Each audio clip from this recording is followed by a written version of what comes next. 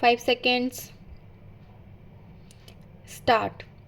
Now, sir, honorable members will recall that the bill was introduced in the House of the People on the 2nd September 2003. It has had a long history, and in one form or another, it has been before the public since the end of 1949. In the statement of objects and regions, the various stages through which the bill has passed since 1946 have been summarized, and I need not recapitulate on this occasion the circumstances in which the then Government of India took the decision in early 1946 to initiate an inquiry into the reform of our company law. I would remind honorable members that between 1946 and 1948, the entire field of company law was carefully reviewed by two distinguished company lawyers who were appointed to recommend the broad lines on which the present act should be revised. Their recommendations were examined in the then Ministry of Commerce, and certain tentative departmental views which emerged were circulated in a comprehensive memorandum to all recognized trade and industrial associations, war associations, the high courts, and the state governments that brought us to the end of 1949.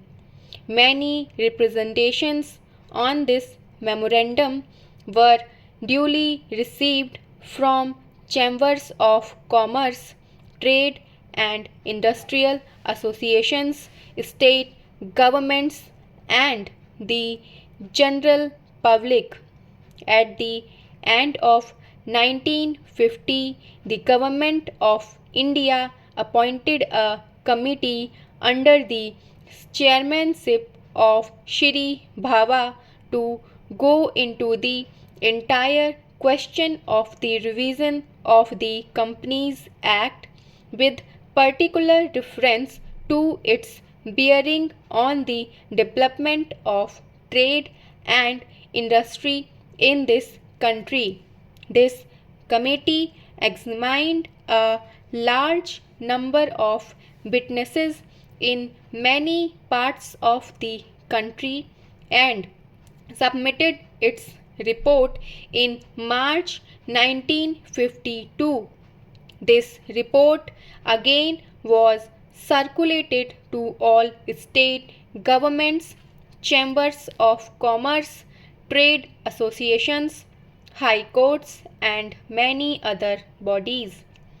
At the same time, a special officer was appointed in the Department of Economic Affairs, Ministry of Finance, to examine the report in the light of the views received from the interested public and to submit proposals to government for the revision of the present act. The bill now before the House is based largely on the recommendations of the Company Law Committee, modified in a few particulars.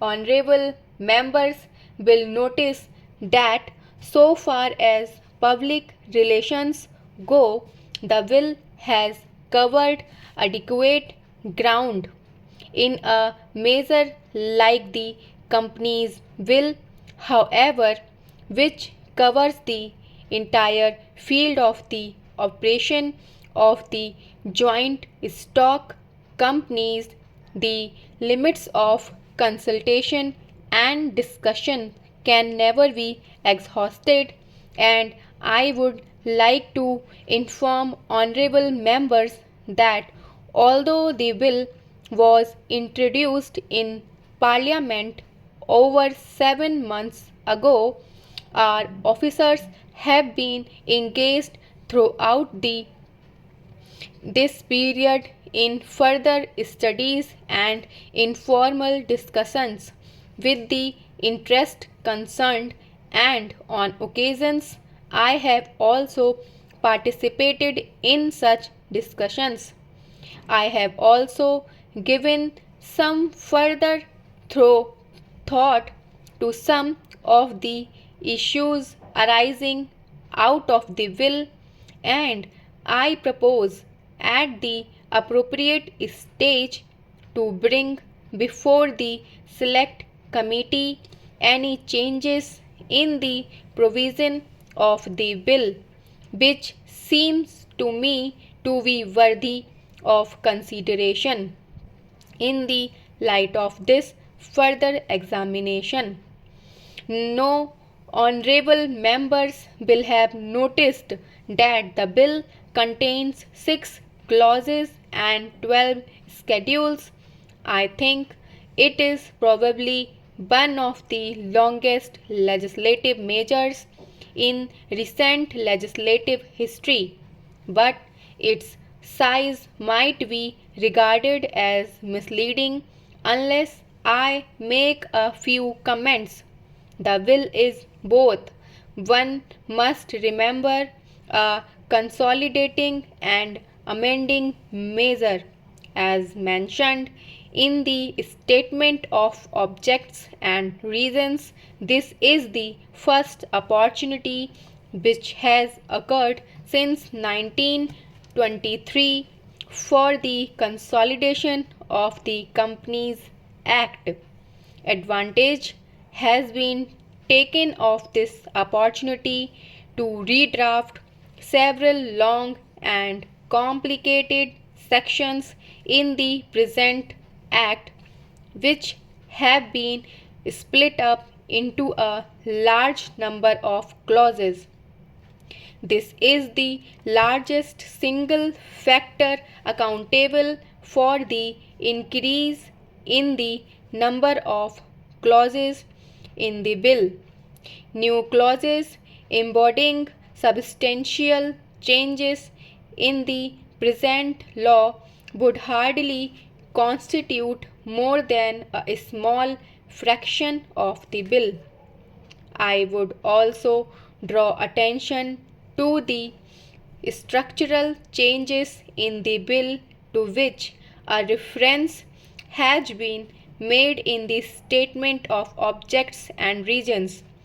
The redraft of the will and the rearrangement of the existing chapters in the Companies Act in a more logical order, I think, resulted in a noticeable improvement in the form of the bill, and I hope will facilitate in better understanding and appreciation of the scheme. I wish that the Act, which came into effect long ago, was implemented properly.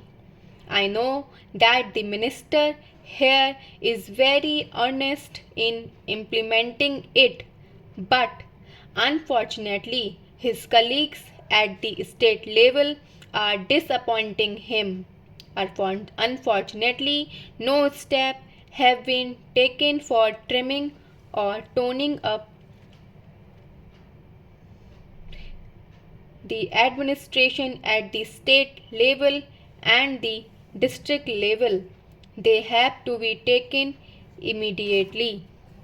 Stop.